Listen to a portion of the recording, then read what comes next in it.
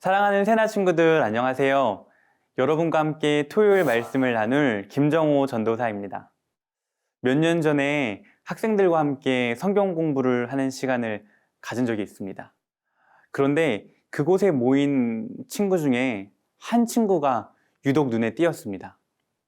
첫 시간에 자리에 오자마자 고개를 푹 숙이고 있다가 제가 강의를 시작하니 팔짱을 끼고 저를 노려봤습니다. 그 친구의 눈빛이 참 날카로웠습니다.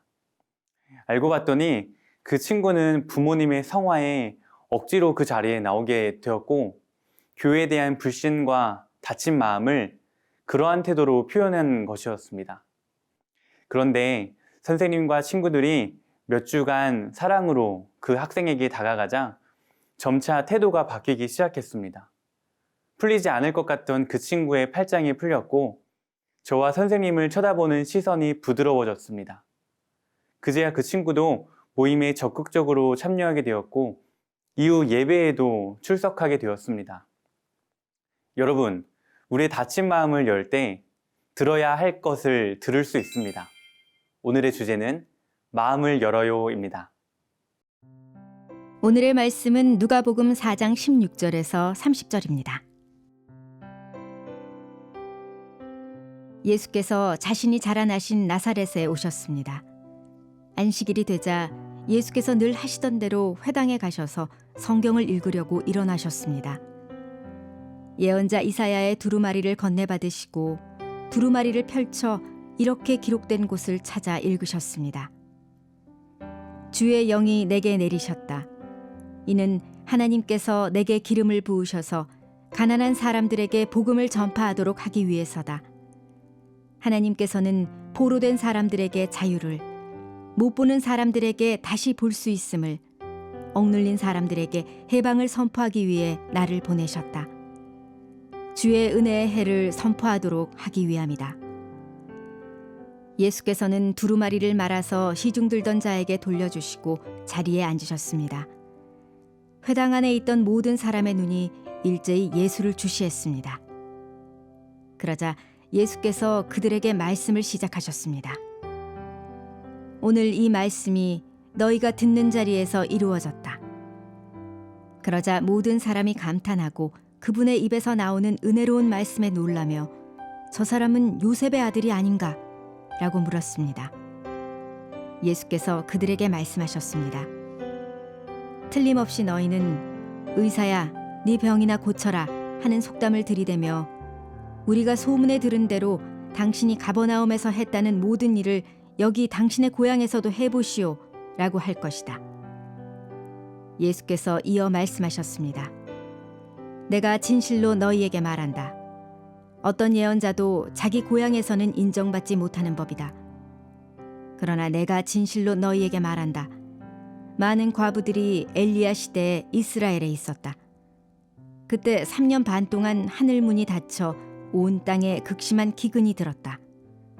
그런데 하나님께서는 그 과부들 중 어느 누구에게도 엘리야를 보내지 않으시고 오직 시돈에 있는 사렙다 마을의 한 과부에게 보내셨다. 또 많은 나병 환자들이 엘리사 예언자 시대에 이스라엘에 있었다. 그러나 그들 중 어느 누구도 시리아 사람 나아만 외에는 깨끗함을 받지 못했다. 회당 안에 있던 사람들은 모두 이 말씀을 듣고 화가 잔뜩 났습니다.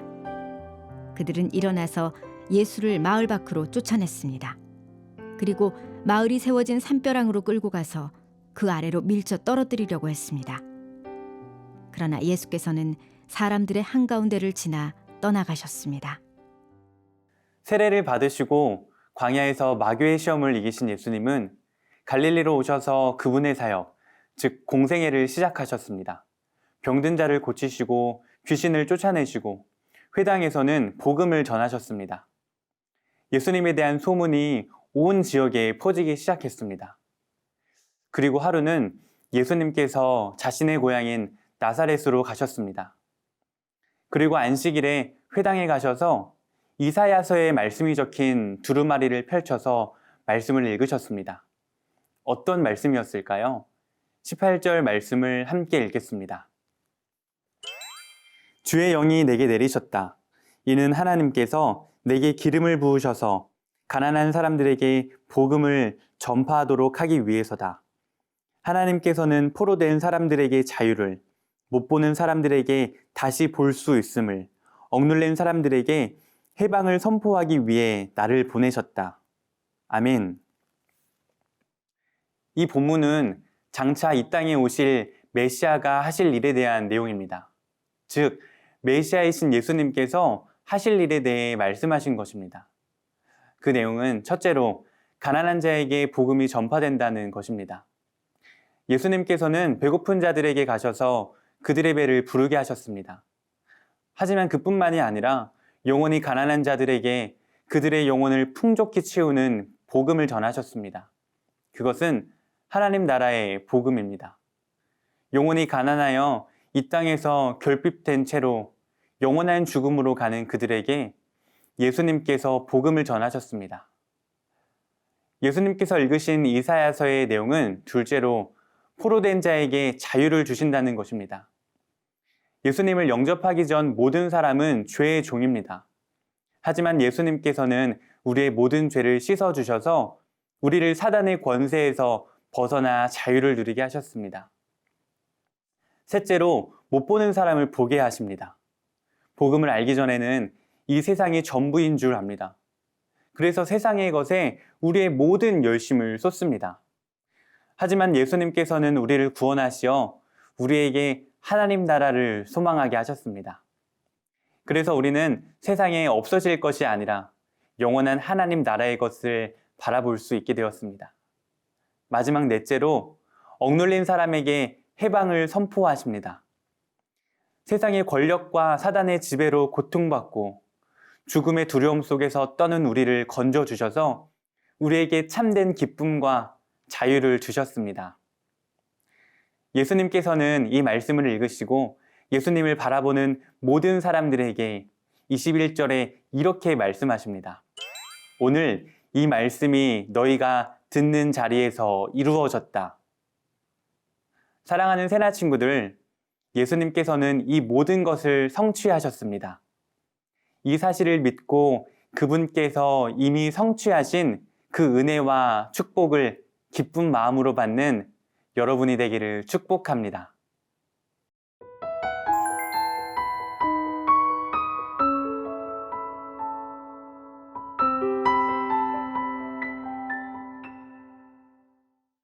예수님께서 이사야서에 나오는 메시아에 대한 말씀이 오늘 이루어졌다고, 즉 자신이 메시아라고 말씀하신 것을 들은 사람들은 어떻게 반응했을까요?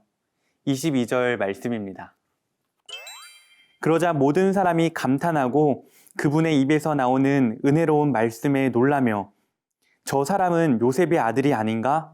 라고 물었습니다.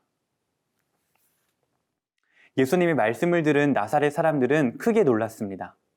하지만 곧 저 사람은 우리 동네 사람 목수 요셉의 아들이 아니냐 하며 예수님을 메시아로 받아들이지 않았습니다.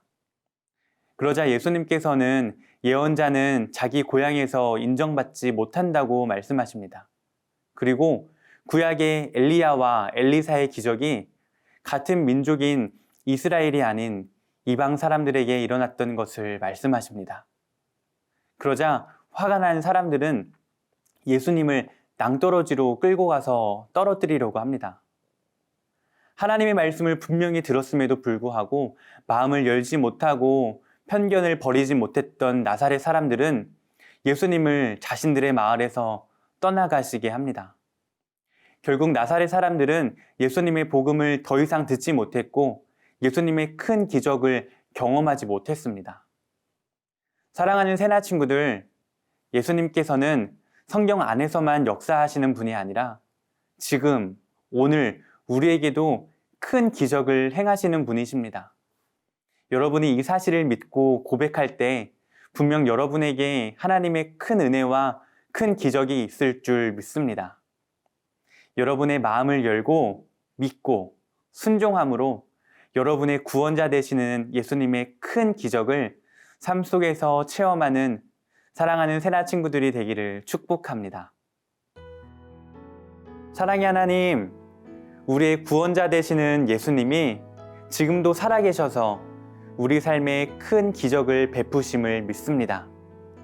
우리가 주님의 모든 말씀을 마음을 열고 믿고 순종함으로 하나님의 큰 은혜를 누리게 해주세요. 예수님의 이름으로 기도드립니다. 아멘.